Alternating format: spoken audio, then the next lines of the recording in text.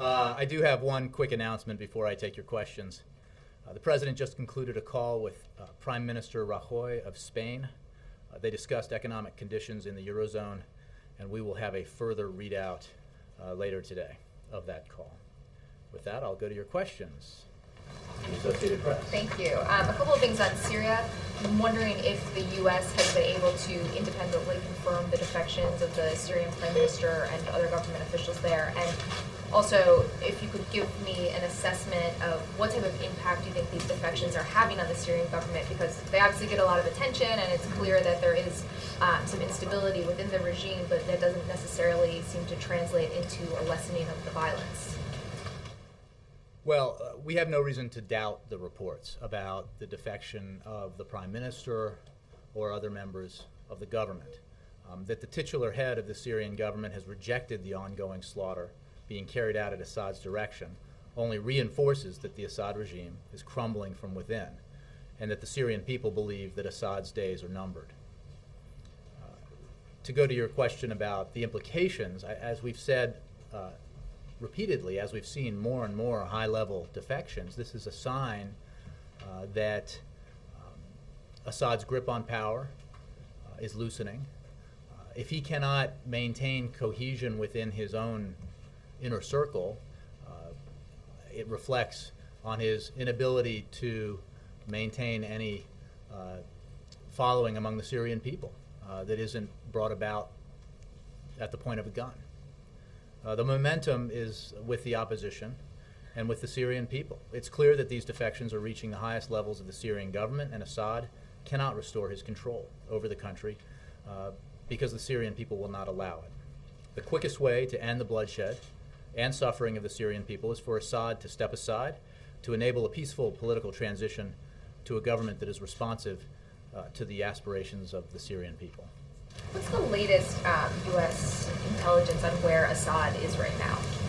Well, you know, I wouldn't talk about issues of intelligence, but we monitor the situation in Syria very closely. I have no specific information to give you about Assad. I can simply say that what we are seeing, as is evidenced by these latest reports, is increasing instability within his leadership, and I think increasing desperation in his efforts to wage war against his own people. On another topic, we had another horrific shooting, this time in Wisconsin, and after the Aurora shooting, the president said in his speech to the Urban League that he would talk to anybody from any party about issues of gun violence and gun control. I'm wondering if there are any plans for him to actually do something about that now that we've had a second shooting in a couple of weeks here. Well, let me say at the top that the President and the First Lady, as was noted yesterday, were deeply saddened to learn of this tragic shooting that took so many lives. The President made clear that his administration will provide whatever support is necessary to the officials responding to this event and to the investigation, which the FBI, as you know, is involved in. The President also made clear, and this is important, how much our country has been enriched by Sikhs, who are a part of our broader American family. As you know, the President was notified shortly before 1 p.m. by his Homeland Security Advisor, John Brennan, yesterday. Later in the afternoon, the President convened a call with FBI Director Bob Mueller, Chief of Staff Jack Lew, and Homeland Security Advisor Brennan to receive an update. Following that briefing, the President called the Governor of Wisconsin, Scott Walker, Oak Creek Mayor Steve Scafidi, and Trustee of the Sikh Temple, Sharanjit Singh, to express his condolences for the lives lost and his concern for those who were injured. On the broader issue that you mentioned, I think what the President said is still the case. He believes that we have a broader issue with violence in America that needs to be addressed from a variety of angles, including efforts that this administration has undertaken to work with local communities to try to get children out of gangs, to get kids out of gangs, to get kids back in school, working with local law enforcement in their efforts to fight crime. Incidents like this are horrific, and our hearts go out to the victims and their families and to the Sikh community in Wisconsin. But we cannot lose sight of the fact that there is violence all the time in America, and that we need to take concerted action to deal with it. But no specific plans in I have the nothing second new to announce. I issue. mean, as he did very recently give those remarks at the Urban League, you know, he'll continue to instruct his administration to take action towards common sense measures that protect the Second Amendment rights of law-abiding citizens, but make it harder and harder for those who should not have weapons under existing law to obtain them. Some progress has been made on those instructions with regards to our background check system, and the President will continue to press that, as well as pressing the variety of ways that this administration is assisting local communities in their efforts to combat violence. Yes. Has the President, or will the President be speaking to Indian Prime Minister Singh about the shooting at the Sikh temple in Wisconsin, and what, if any, assurances can the President or federal law enforcement authorities give to the Sikh community in America that they will be protected from this kind of atrocity? Well, on the first part of the question, I have no other foreign leader calls to read out to you at this time. The President and the First Lady yesterday, and again through me today, expressed their deep condolences to the families of the victims and to the community that was affected. And the President noted yesterday, and as I am today, the important contribution that Sikhs have made and continue to make to the broader American community. And we need to remember that. The specifics of this particular incident are under investigation. So questions that go to motive, to the perpetrator, those kinds of things I would have to refer to the FBI, which has a role in this investigation, as well as to local law enforcement. I'm talking about any special security measures? Well, that again, might I be think that taken? goes to motive about, and I wouldn't want to speculate at this time, and I think that I would refer you to the FBI and to local law enforcement.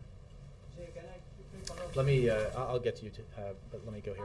Does the President share Minority Leader Pelosi's view that even if Democrats controlled Congress, there still wouldn't be the votes for significant gun legislation? And is that why the White House hasn't pushed for new or tougher legislation more strongly?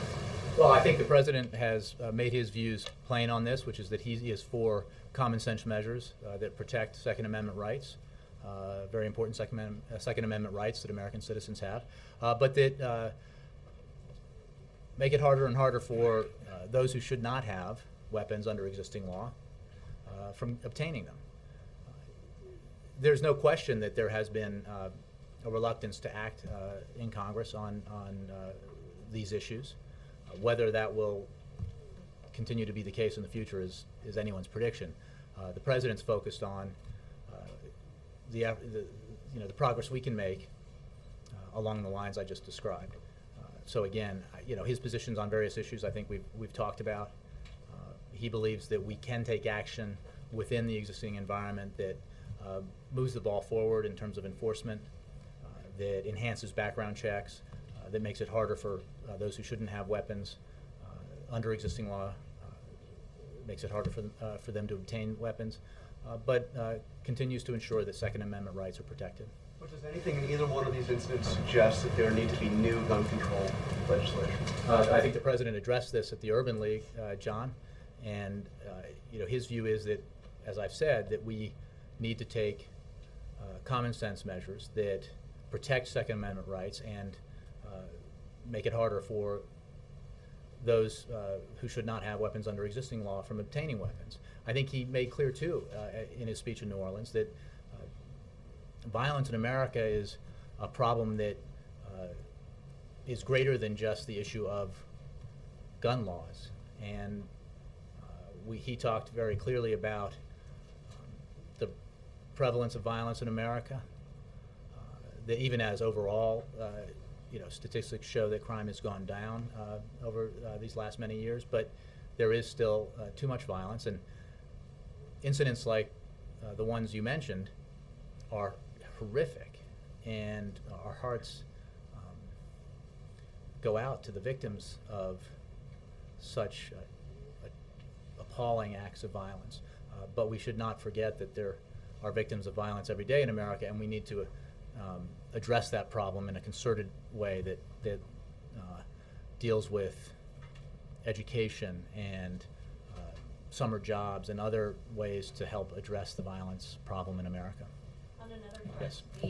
the Leader Reid, Governor Romney story continues to percolate. Does the president think that it's appropriate for Leader Reid to be making these, some would say, unsubstantiated charges on the Senate floor, and has the White House spoken to him about it?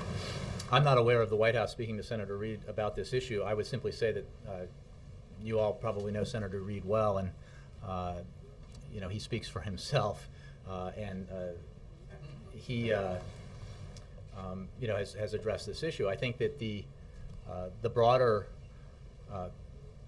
question as relates to the president's view is that he thinks the tradition that has been in place since 1968 of candidates for the president releasing multiple years of their tax returns is an important one. You know, it's not always every candidate's favorite part of the process, but it's a tradition that's important. It's valuable to the American people as they decide who should be president. So that's why the president has put forward his financial information, his tax returns when he was a candidate, and believes that that's an important tradition. But I don't recall him pushing John McCain to release more than 2 years of his tax returns 4 years ago. Well, yeah, I think the issue of Senator McCain, but I would refer you to, obviously, to his office, is, you know, prior runs where he had released information. The question here is not, again, this is a question for the, and I would refer you to our campaign, but it's a question for Governor Romney, right? I mean, he, as recently as a week, last week, I think on ABC, said that he would be happy to check if he paid a lower effective tax rate in previous years than the 13.9% that he paid in the year related to the tax return that he did release. And I think the reason why this is an issue at a policy level is the president believes very strongly, and this is central to the debate we're having in this country, that we need to have greater tax fairness, and that we need to make sure that we're passing laws that protect the middle class, that specifically give the middle class a tax cut extension, and that we're not passing laws that give tax breaks to millionaires and billionaires who have already enjoyed substantial tax breaks in the past, and who enjoy legal loopholes like the carried interest law that allow a Warren Buffett or a hedge fund manager or other very affluent Americans to pay taxes at a much lower rate than a factory worker on at a plant, a GM plant in Michigan or Ohio, or a hardworking member of the White House press corps. I mean, you know, it's just about making our tax code more fair and making our tax code more helpful to the middle class, which is the backbone of our country and backbone of economic security and economic growth in our country. But Jay, isn't the charge Let me, I promised him a question. Tahinder, please go ahead. First of all, I'd like to thank the President and the First Lady for their kind words to the community. Mm-hmm. But the way you said it, that there is violence on the streets of USA every day. This is a particular peace-loving community who has been targeted, and they have been targeted since 9/11. Where is the education of the general public? You know, it has been going on for 11 years, culminating in what happened. And is the president going to travel to that community in that area soon? And following up on that question, that the Prime Minister Manmohan Singh has said that ensure condition that such violent acts are not repeated in the future. What are we going to do? Well, let me take your question apart a little bit. I can't address the motivation or the motivation behind the specific incident that happened just 24 hours ago. It is certainly the case that Sikhs have been targeted in America in the past since 9/11 because they have been believed to be Muslims. And that has been a tragic event. I mean, they're violent, whether it's against Sikhs or Muslims, this is clearly horrible and unacceptable. But I can't address the motivation behind yesterday's attack because it's under investigation by the FBI and by local law enforcement. As for the president's schedule, I don't have any announcements to make about upcoming travel. If I do, I will certainly make everyone aware of that travel. But I just want to be clear and to reiterate that the president feels very strongly that we need to remember on a day like today the profound contributions that the Sikh community has made in this country. And as you know, this is a very peaceful community, and it is a horrific thing when this kind of event takes place in and around a house of worship of any kind. And our hearts go out to the victims and to their families. I just want to follow on taxes because the charge is not just that maybe Mitt Romney paid less than a factory worker or whoever, but it's a bit more vicious than that from Harry Reid. He's saying that he didn't pay, he has an anonymous source telling him that he paid no taxes for something like 10 years. So the president's talked a lot about changing the tone in this town. Why hasn't he picked up the phone and asked Harry Reid to stop making a charge like that?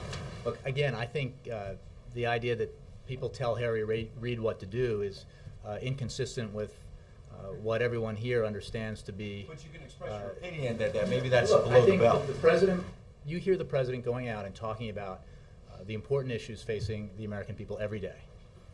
And he talks about those issues in the terms that reflect the importance of economic matters like our tax code and how our tax code, for example, currently benefits companies that ship jobs overseas.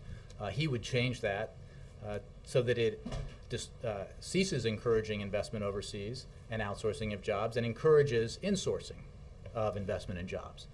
He talks about that in terms of, as I was saying earlier, a tax code that allows, in totally legal fashion, hedge fund managers to pay an effective tax rate that's significantly lower than most Americans, or many Americans, and that is not reflective of a system that we need to have in place that helps the American middle class grow, helps enhance its security. But that's not the charge. The charge is that Mitt Romney didn't pay taxes for 10 years. Does the White House believe that allegation? Again, I would refer you to Senator Reid for, only Senator Reid knows his source, which he has discussed, and I would refer you to that.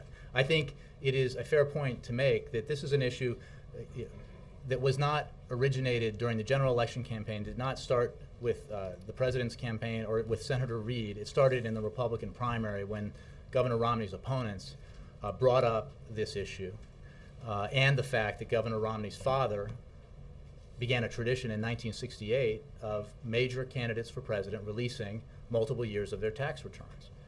And that is a tradition that has been adhered to by major candidates for president ever since. Nancy Pelosi today said, quote, Harry Reid made a statement that is true. Somebody told him it is a fact. Do you agree with that rationale? I haven't seen that statement, but again, I would refer you to But if someone just makes an Nancy allegation that Pelosi you and didn't Harry pay taxes Reid, for 10 years, that's just a fact? Look, I think the president is focused on, and you hear him talk about this every day, issues that matter to the American people that have to do with both tax fairness, but also actions that we need to be taking to grow the economy, that we need to be taking to increase job creation here in the United States, that we need to take in order to bring jobs back from overseas and have companies invest here in the United States. Those are the issues the president's talking about. And you'll continue to hear him talk about those issues tonight and every day when he's out there making the case to the American people about his agenda. Go ahead, John. And one more on Harry Reid. It's a simple question.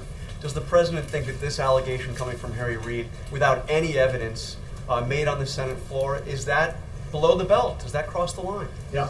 Again, I have not. The president has not expressed an opinion to me on this. I can tell you that the president is focused on the issues that I've just talked about. And again, he believes in the tradition of releasing tax returns. I mean, this is an issue that was raised by contenders for president in the Republican primary. And just on your air a number of days ago, former Governor Romney said that he would go back and look at the effective tax rate he paid in previous years, and then his campaign said, oh, no, we won't do that. And this is, the issue here is one of transparency, and again, as the president sees it with regards to his candidacy, one that is an important tradition that allows the American people to get a sense of a candidate's background. And again, I don't have a. You can talk to Senator Reid. He, I'm sure, will address this issue if you ask him. He certainly speaks for himself. The president is focused on the issues that matter most to the American people, and we now have a situation where Congress has left town for a number of weeks, where instead of passing legislation that would extend a tax cut for 98% of the American people, the House left town, refusing to do that. Look at the overlap between the measure the Senate passed and the measure the House passed. There's only 2% disagreement, and some of the other tax issues that the president put on the table and are part of the Senate version. Why can't we, if Washington were to function effectively, if Republicans were to simply accept the principle that we should act on behalf of 98% of the American people, we could have taken care of the matter of a middle-class tax cut before they went on recess, and that security would be in place for 98% of the American people, 114 million Americans, tax-paying Americans, before the fall campaign even began. Instead, we didn't get action on that, and that's the kind of craziness we have in Washington now, where even where we agree completely on an issue, there's a refusal to say, okay, let's get it done. I was just asking if it was inappropriate for Harry Reid to go out Again, and I make think an I've allegation. answered this question 3 or 4 times, and I think I would ask your question of Senator Reid. The president, you've heard on numerous occasions, talk about the issues that he believes are central in the minds of the American people as they make up their minds about the candidates for office in the presidential election. Well, let me ask you about something else. David Plouffe, it's been reported today, gave a speech in Nigeria to this, paid for by a company that had some business dealings with Iran. The RNC is out condemning this, accusing the White House of hypocrisy for profiting handsomely by speaking to a company doing business with a radical anti-government nation of Iran, so anti-American government of Iran. Is the White House concerned about Mr. Plouffe getting $100,000 for a speech like this so close before he came to work here again? Well, David Plouffe was invited to speak in Africa by an affiliate company of the company you mentioned in the spring of 2010. He gave 2 speeches on mobile technology and digital communications and had no separate meetings with the company's leadership. Even the most zealous watchdog group on this issue did not start their campaign on the host company's holding company until years later. Criticism of Mr. Plouffe now for issues and controversies that developed much later is simply misplaced, and I think you noted where the criticism is coming from, the RNC. I certainly don't recall similar criticism from the RNC when senior members of the George W. Bush administration prior to taking office had given paid speeches to companies that, in the case of Credit Suisse and UBS, were cited for violations regarding the financing in Iran. And I think that this is clearly politics, which I think is reflected by the citation in your question. But President Obama came into office talking about a higher standard. I mean, is there any concern about this kind of, $100,000 in Nigeria to a South African company? I mean, it was widely reported, it had been reported even in the New York Times that they had business dealings with Iran. Is there any concern at all about this? Is this the kind of... I'm not sure I understand the nature of your question. This was prior to David Plouffe coming to office, here working in the White House. It was before the watchdog group had even made an issue of this particular holding company. And again, this is political criticism after the fact, that's clearly designed to try to score some points when this was several years ago, prior to the dynamic we have now with regards to sanctions and companies like this. So, and I would point out that the same source of criticism was, I believe, silent when it involved senior administration officials in the previous administration. Dan. Just to follow on an earlier question, putting aside what may have motivated the shooting over the weekend, given the fact that you yourself admitted that this is a community that has been targeted in the past, I mean, is it time for the administration to step up with some kind of educational campaign, something to help this community, because there is a lot of concern among that community, the Sikhs, that they've been unfairly targeted and will continue to be targeted in the future. So is there anything that the administration should be doing? Well, Dan, I appreciate the question, but I think it's safe to say that you wouldn't have asked me this question on Friday, and I think that reflects that it relates specifically to this incident. And because I can't address or speculate about motivation in this incident because it's under investigation, I can't.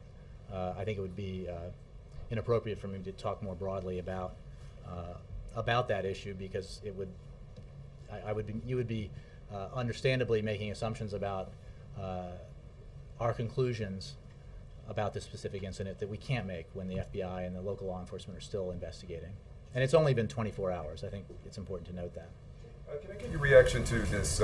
There's this new ad that Mayor Bloomberg and other mayors have put out asking for the president and Mitt Romney to come up with a plan to combat gun violence. Have you seen this ad? Any reaction to it? I haven't. I would simply point you to what I said earlier in answer to other questions about the president's views on this, which he expressed in New Orleans at the Urban League, and the broader issue of violence in America that needs to be addressed and addressed from a variety of angles, because it's an issue that transcends these incidents of horrific violence that we see periodically, and it's an issue that transcends legislation passed by Congress with regards to firearms. We need to go after it on every front, and that's why the president has instructed his Justice Department to make progress in enforcing existing law and enhancing background checks that make it harder for those who should not have weapons under existing law from obtaining them. It's why he hasn't, since he took office, instructed his administration to work with local communities in combating violence from a variety of different approaches. One more. Sure. One final thing on Syria. You have talked now for months that Assad's days are numbered, yet he continues to be in power, and innocent people continue to be killed. Is there anything that can speed this process along? Because this sort of slow drip approach is costing a lot of innocent people their lives. Well, the responsibility for the appalling violence against civilians in Syria lies with President Assad. He has systematically attacked his own people, attacked civilian population centers,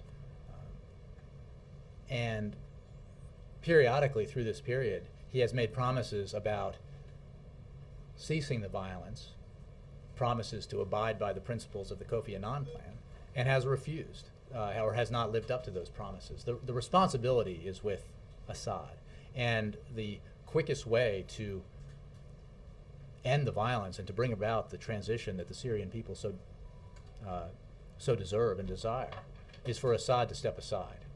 Now, we have worked in a variety of different ways to help bring about that eventuality, not just through the United Nations, where our efforts and the efforts of the vast majority of the countries with an interest in this have been thwarted by the refusal to go along with meaningful measures at the Security Council by Russia and China.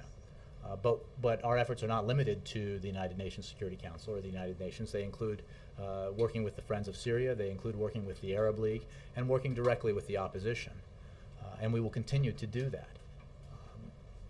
And we will I mean, I think that your point is well taken, but it is also true, as we discussed at the top of the briefing, that Assad's grip on power is clearly loosening, that he is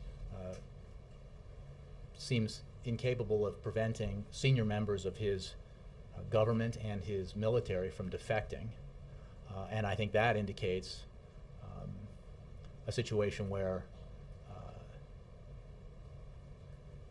the eventuality of Assad leaving power comes closer and closer. It's impossible to predict when that will happen, but Syria's future must not and will not include Bashar al-Assad because the Syrian people simply won't stand for it, and they absolutely do not deserve it. May I follow up on that? Sure.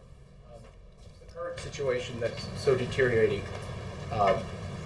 could have a negative effect on the stability of the state of Israel. Has the president been in touch with Prime Minister Netanyahu over the last few days? I have no other foreign leader communications to read out to you at this time. Kristen. Jay, I want to ask you about Friday's mixed jobs report. On the one hand, the economy added 163,000 jobs. On the other hand, the unemployment rate ticked up to 8.3%. To what extent does that 8.3% undermine the president's argument now, just 3 months until Election Day, that he is moving the economy in the right direction, albeit not quickly enough? Well, the president makes clear every time he talks about this issue that we are not where we need to be. That is why he has urged Congress again and again to pass measures that independent economists have judged would add 1 million+ jobs right now, but Republicans in Congress have refused. That's why he has urged Congress to give economic security to the middle class, to 98% of tax-paying Americans, by extending tax cuts for the middle class now, because we all agree on it. We all agree on extending those tax cuts, Republicans and Democrats alike, but Republicans in Congress have refused, insisting that millionaires and billionaires, the top 2% of wage earners in this country, that the tax cuts of middle-class Americans should be held hostage to tax breaks for the wealthiest 2%. The president believes that's absolutely the wrong policy. What is true is that while there is still more work to do, the economy has added private sector jobs now for 29 straight months, for a total of 4.5 million jobs during that period. And just this year, the economy has added over 1.1 million private sector jobs. Friday's report shows that private sector payrolls increased by 172,000 in July. And while that is not enough, it is progress in the right direction, which is continued job creation. But you will never hear this president say that he is satisfied, and that is why he is focused overwhelmingly on the things that he can do as president and the things he can do working with Congress to increase economic growth, to increase job creation, to increase middle-class security. That is his legislative message, his policy message, as well as his campaign message. No president has gotten reelected with an unemployment rate this high. So how concerned is the president about that 8.3%? Well, I think the fact, and it's an the fact that instructive, it remains stuck above 8%. It's a random factoid that's thrown out a lot because of the limited empirical pool here. And what is true is no president has been reelected with a rate that high since FDR. And I think that's an instructive comparison because, as you all know, this president came into office during the worst economic crisis since Franklin Roosevelt was in power. The fact is, when he took the oath of office, we were in the process of losing 800,000 jobs that month. We had just witnessed an economic contraction in the fourth quarter of 2008, the final quarter of his predecessor's term in office, of nearly 9%. That Great Recession cost the economy close to 9 million jobs. That is a very deep hole out of which to climb. Since this president's policies have taken effect, and if we take the advice of some leading Republicans that we should measure performance after after a president is in office for 6 months or a year, if you look at what has happened in this economy since this president's policies have taken effect, we have seen, as I said, 29 straight months of private sector job growth for a total of 4.5 million jobs. We have seen economic growth as opposed to contraction for quarter after quarter after quarter. But we still have a long way to go. And what we cannot afford, what we simply cannot afford, is to adopt the same policies that got us into this mess. I mean, we've tried the prescription that Republicans are offering. And, you know, when a doctor offers you a prescription for an illness, it shouldn't make the illness worse. It shouldn't, you know, if you're recovering from a sickness, you don't want a doctor to give you something that's going to make you even sicker than you were before. But that's what they're offering. They're offering the same economic prescriptions that were introduced in 2001, 2002, 2003, and we know what happened. President Bush came into office in January of 2001. Handed to him were the significant surpluses by Bill Clinton. Handed to him were, was a situation where the economy had just produced nearly 24 million jobs for the largest period of sustained economic expansion since peacetime economic expansion since World War II. And 8 years later, after these policies were tried, we had the slowest growth during an expansion in history, I believe, and we had a cascading economic collapse like we hadn't seen in our lifetimes. So we shouldn't go back. We shouldn't adopt those policies again. We are not where we need to be, but we're headed in the right direction. Pakistan, the new ISI chief visited Washington last week, met with Director Petraeus as well as other top officials. Was the president kept abreast of those meetings, and was there a sense that they in any way moved the needle forward in terms of creating progress with Pakistani-U.S. relations? I don't have anything specific on the meetings that you ask about. I can simply say that our relationship with Pakistan is very important. It can be a difficult relationship, but it is very important to our national security. We have shared interests in terms of combating extremism in the region, and we work with the Pakistanis on those shared interests all the time. And the president is constantly kept abreast of those efforts. Laura. Just returning to guns for a moment.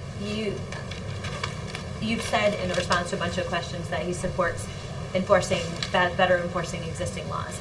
His position in the past has been in favor of renewing the assault weapons ban, which would at this point be a new law. He also said in New Orleans that AK-47s belong on the battlefields, not on the streets. Does he still support that legislation? He does, and I've said that before from the podium in the last week, that he does support renewing the assault weapons ban. I think that what I've noted in the past and what I noted here is that there has been reluctance by Congress to pass that renewal. What's considered sort of an update of that legislation is the amendment that you were asked about a couple times last week, which was to ban high-capacity magazines. That's viewed by advocates as essentially accomplishing the same thing in a better way. And when you were asked about that in the past, you didn't have a position. Does the administration have a position? Well, I think if legislation on this issue broadly, whether it's the specific piece of legislation that you mentioned, if such legislation emerges, the president will evaluate it, the White House will evaluate it, guided by the principles that I talked about earlier, which is his desire to make it harder for people who should not have weapons under existing law from getting them, and under the principle that we should not infringe upon the Second Amendment rights of American citizens. But I'm not going to speculate about pieces of suggested legislation. If something emerges from Congress, we'll certainly evaluate it. Well, introduced, it wasn't just. Well, I know, but I think we've noted where Congress is on these issues. If something emerges from Congress, we'll certainly evaluate it. The other thing you talk about in this issue is the national dialogue on issues beyond just gun control, but violence. And you point out that he gave that speech. Does he feel like that speech has sort of accomplished his part of this dialogue, and now it's up to others? I'm sure he will discuss these issues again in the future. I think you've asked on a number of occasions for specific dates when he might speak again. I don't have any announcements to make on that, but the president has addressed this on several occasions, and I'm sure will again in the future. Does he feel like that speech accomplished its purpose? I don't think he does feel that the goal of addressing violence in America has been achieved, and that's why we need to continue to work collectively on efforts across the board to reduce violence in America. Christy. Jay, when the president disagrees with Congress's decision not to take up legislation like this, he goes out in the country and tries to pressure them publicly and even shame them into doing that. Does this fall into the same category, the assault weapons ban, or some version of it? Well, there's a lot of legislation the president has a position on. He believes his support for renewal hasn't changed. I think we all recognize the situation in Congress with regards to that particular proposal, as well as others. The president is focused, as he talked about in New Orleans, on doing what he can through his Department of Justice to take common sense measures that will enhance our security by improving background checks and making it harder for those who should not have weapons under existing law from obtaining them, and working more broadly to address the issue of violence in America. Because, as I've said now on a couple of occasions, the issue, as the president sees it, transcends legislation relating to guns. It has to do with a whole variety of factors and should be addressed accordingly. He's been successful at pressuring Congress to take up specific legislation. Does he view this as less possible?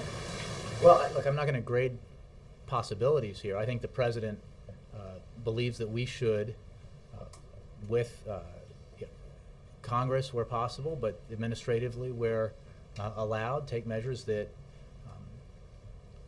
enhance security by making it harder for those who should not have these weapons under existing law from obtaining them, but also protect our Second Amendment rights, and he'll continue to do that. Jay,